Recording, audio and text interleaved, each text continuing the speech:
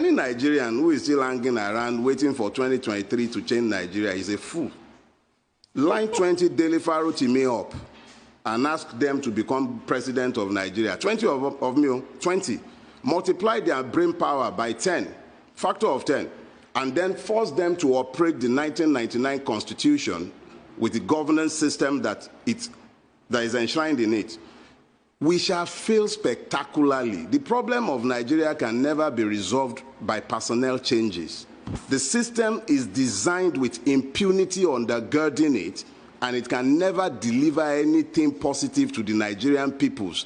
Be those Yoruba, Hausa, Igbo, Fulani, whatever they care to be. Make an Igbo man president of Nigeria in 2023 and force him to operate the 1999 Constitution.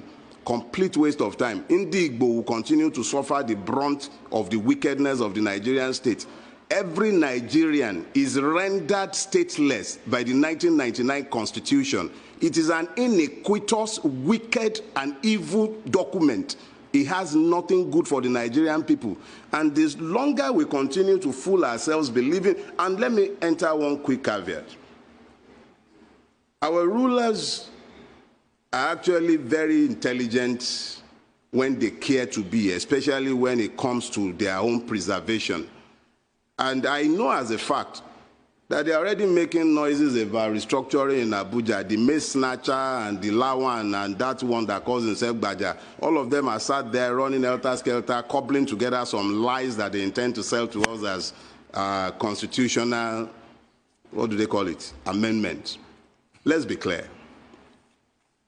You cannot continue to build on top of lies. You can't sustain that lie. And as long as justice is missing in a place, you continue to have strife. We need to tell ourselves the truth, and that truth is that the closest we can come to normalcy in Nigeria is to have a return to the original agreements that founded this country.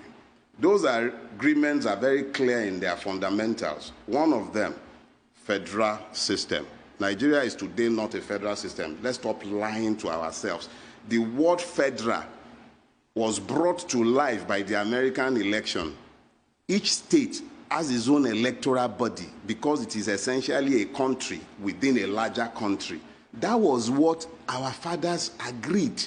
Nobody agreed a situation where a clueless man will sit down inside a rock and begin to issue edicts and diktats to every other person. Nobody signed on for that in 1960.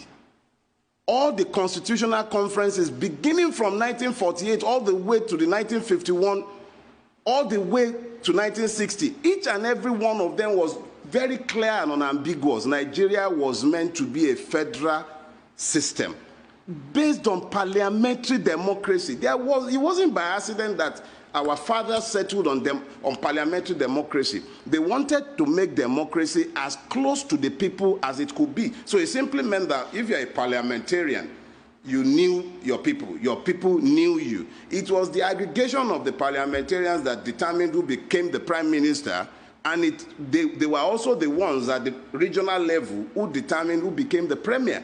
So democracy was devolved. It was easier for the people to become involved. What we have today is not a democracy. What we have today is not a federation. We've just become a nation of liars who readily accept every lie that we are told.